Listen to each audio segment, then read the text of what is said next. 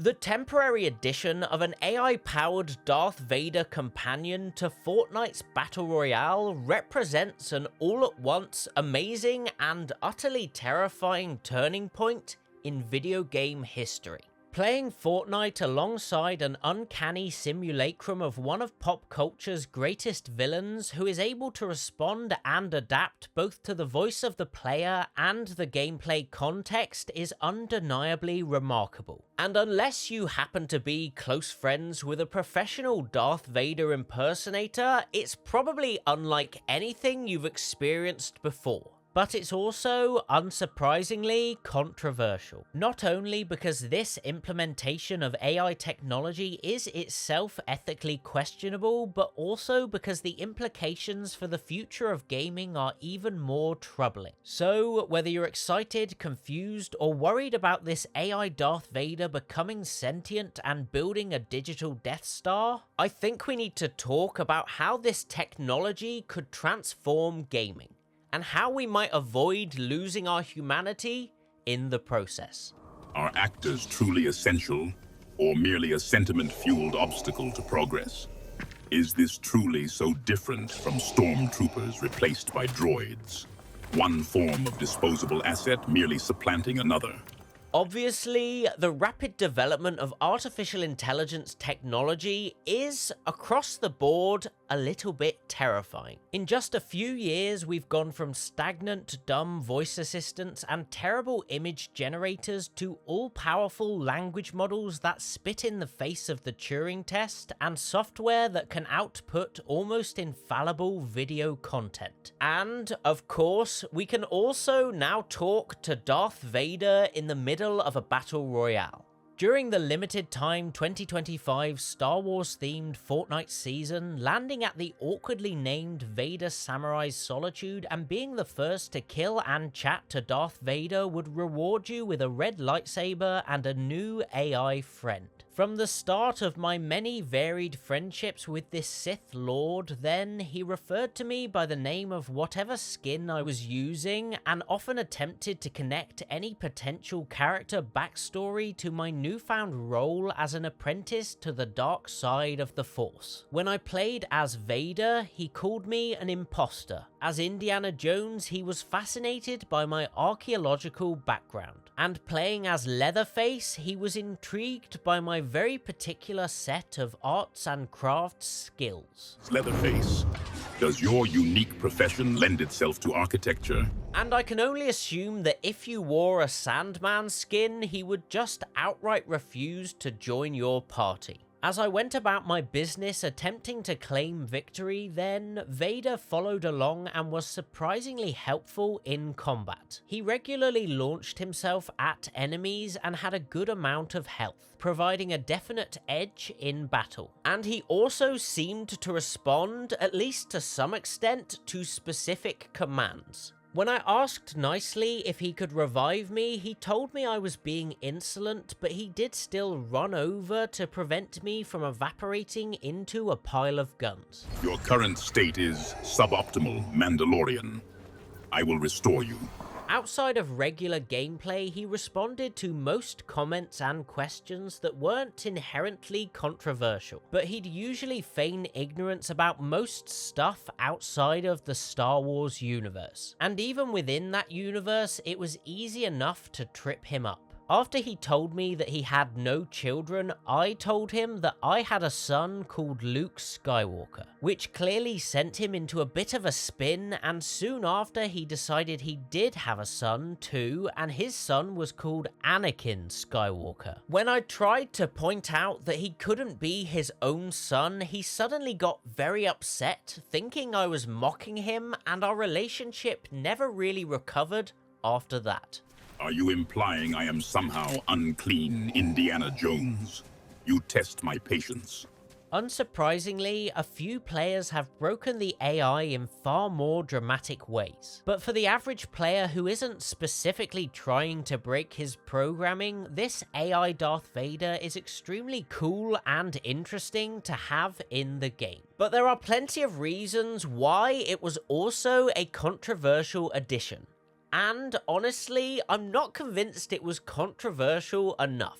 I honestly can't imagine that anyone actually supports big game studios replacing voice actors with AI voice generators for scripted characters. But it's hard to argue that this particular instance of AI voice generation is taking away the job of a voice actor, firstly because finding someone who can do a convincing James Earl Jones impression isn't an easy task, and secondly because the dynamic element of this AI Vader, the thing that makes it so interesting, is realistically impossible to record enough dialogue for in the traditional ways. And it's not realistic to have a warehouse full of Darth Vader impersonators reacting to players live either. We also can't ignore the fact that James Earl Jones did specifically grant Lucasfilm the rights to use AI to recreate Vader's voice. And though we can't know how he really felt behind the scenes, I'd like to believe that he genuinely wanted his iconic voice to live on well into the future of the franchise. Years before this Fortnite AI companion, they used more primitive AI tech to voice Vader in the Obi-Wan Kenobi TV show. And while it sounded a bit odd, it was far from the worst thing in that show.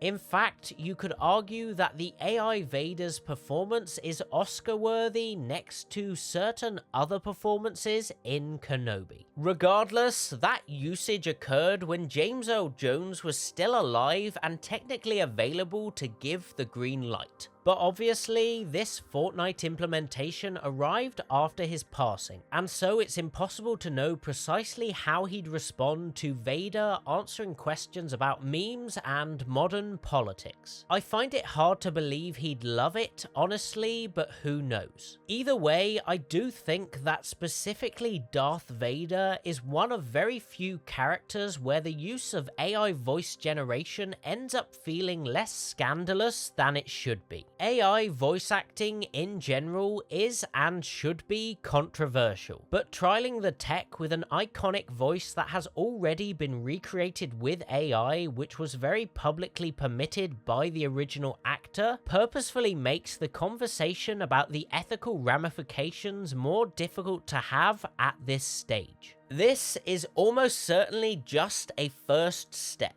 and they obviously wanted it to be a relatively safe first step. But things will probably get more and more unethical in time. Imagine if instead they had used AI to feature Alec Guinness's Obi-Wan Kenobi in-game. Since he passed away in the year 2000, there's no way Guinness could possibly have imagined such a usage of his voice. But his family could still potentially give the go-ahead on his behalf. And as cool as speaking to AI Alec Guinness might be, it would feel a lot more ethically questionable. It seems clear that Epic Games are being very careful about how they roll out this technology then, and even so, they immediately ran into trouble with the actors union SAG-AFTRA. And while I think SAG-AFTRA is right to be upset, I'm also not convinced that they're fighting the good fight in quite the right places. SAG-AFTRA's upset with me, you say? Such petty grievances are beneath the notice of the dark side, RoboCop. Tell me, does this Actors Guild wield lightsabers now?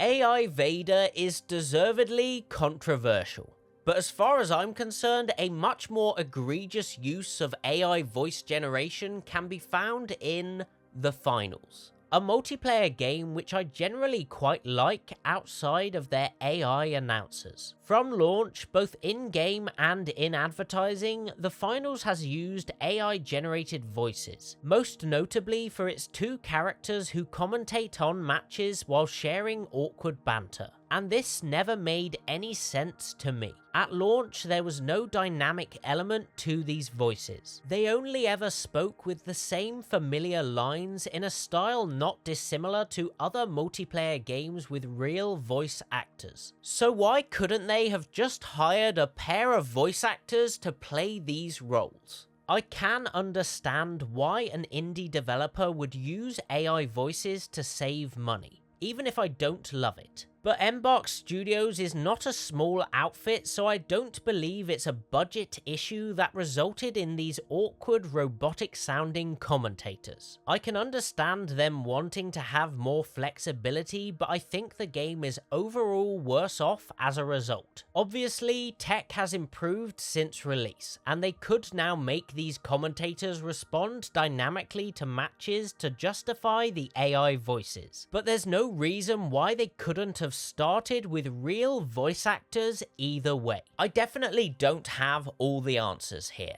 but I do have some ideas of how we can make this AI voice stuff work without losing our humanity in the process. I think resisting this technology is utterly pointless because it's happening now whether we like it or not. So instead of fighting it, we should fight for sensible, ethical applications. In my eyes, the best thing that game devs could do if they intend to feature innovative AI technology is to hire real actors to record any scripted lines and then record the necessary dialogue to train the AI to replicate their voice for use with a specific character in a single game, with the understanding that that actor will continue to be paid residuals for their performance in the case of a live product especially. And at the same time, they should be implementing safeguards that prevent the AI voices from saying anything controversial that the actor hasn't agreed to. So basically, voice actors are paid for the use of their voice with a specific character and a specific performance in each instance. Just like how James Earl Jones was paid for the use of Vader's voice, but with more limits on timing and usage and more benefits on the back end. I know it's unlikely that we'll see things go this well, but we have to try to keep the technology as just a tool. And we need to maintain absolute transparency when these tools are used too.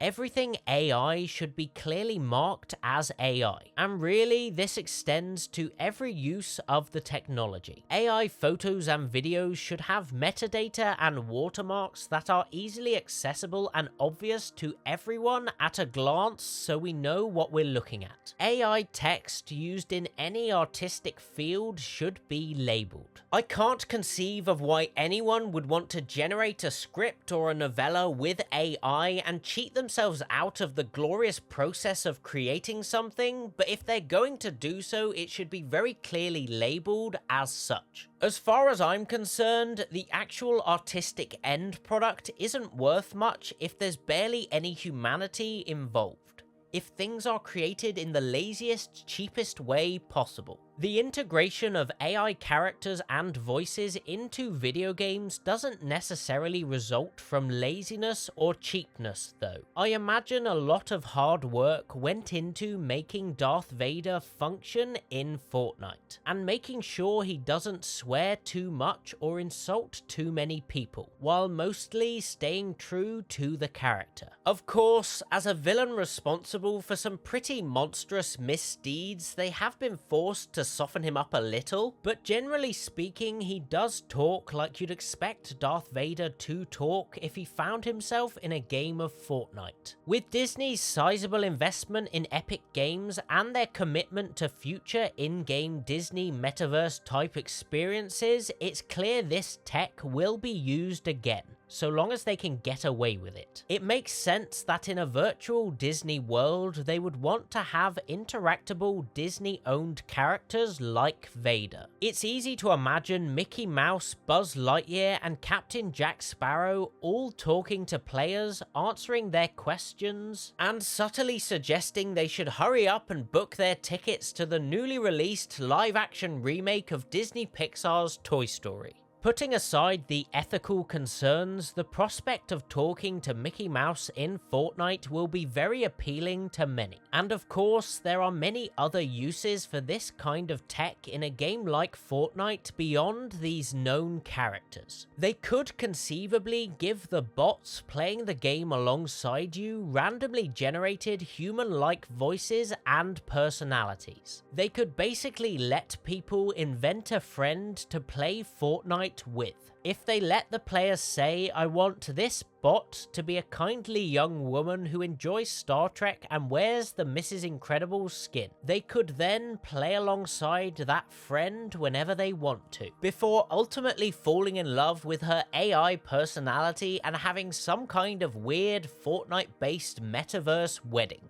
It would certainly sell plenty of V-Bucks if Epic Games allowed players to hire a virtual Disney castle for their AI wedding. Obviously, this future I'm painting here is a little bit dystopian, but at this point I honestly don't think it's outside the realm of possibility. At the end of the day, the biggest problem here is the most simple and obvious. When artificial intelligence enables companies to save money on actors, artists, writers, and more, then a lot of them are going to use that AI stuff as much as possible, because most of these companies aren't run by creatives who care about making art, they're run by businessmen and shareholders who care about making money. We can only hope then that however things go, we don't end up losing the humanity that makes video games so great. The blue moose is a matter of indifference to me, apprentice.